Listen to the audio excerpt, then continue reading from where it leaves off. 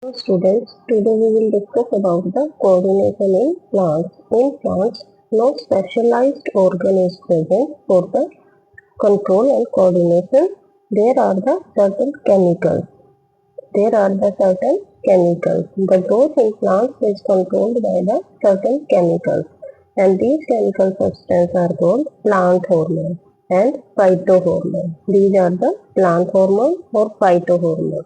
Phytohormones are the certain chemical substances which help in the growth of the plant. The major type of the plant hormones which are involved in the control and coordination in plants are: first is auxin. Auxin synthesized at the root and shoot tip of the plant body. It is synthesized at the root and shoot tip in the plant. It promotes cell elongation.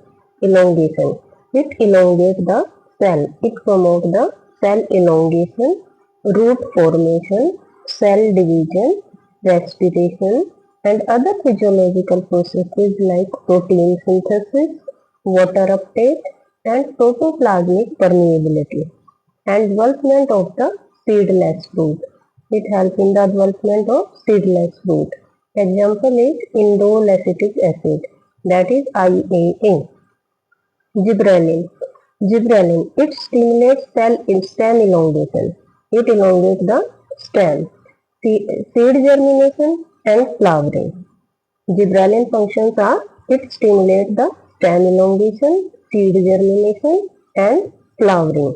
Maximum concentration of gibberellin is found in the fruits and seeds. Third is cytokinin, produced in the dividing cells throughout the plant.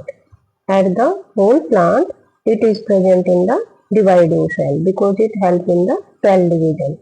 Cytokinins promote cell division, help in breaking dormancy of the seeds, and regulate phloem transport.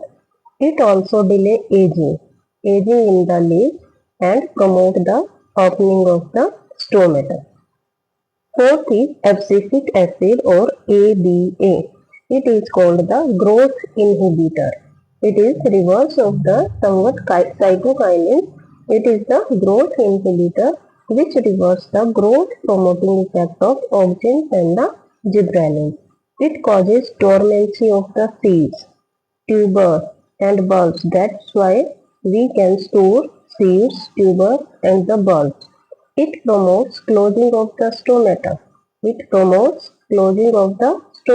While cytokinin promotes opening of the stomata, and abscisic acid promotes closing of stomata and responsible for loss of RNA, proteins, and chlorophyll. And its main function is wilting of the leaves. Tropism. Tropism is the movement of the plant in the direction of stimulus is known as tropism. Movement of the plant in the direction of stimulus, that is tropism. It is of two types, directional and non-directional. Directional or tropic movement, that is first is it is of different type and takes place in a particular direction or in the direction of the stimulus, that is directional or tropic movement. First is phototropism. Photo means light. Phototropism, movement of the part of plant in response to the light, that the stem always grows upward towards the sun, towards the light. Second is geotropism. Geo means gravity.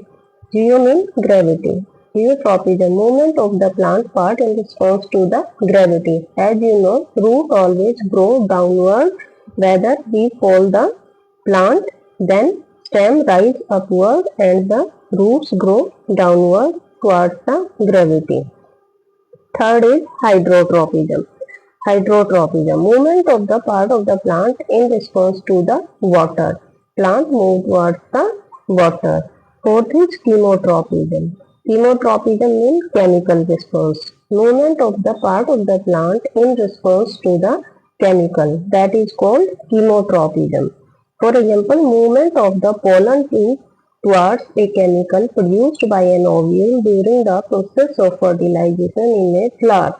When in a flower fertilization takes place, then the pollen tube always moves towards the ovule due to the productions of this chemical. This is called directional movement. Now, non-directional movement.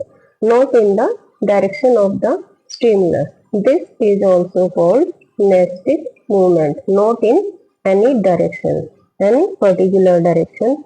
The this is, example of this is the touch me not plant. Touch me not plant. Scientific name is Mimosa pudica.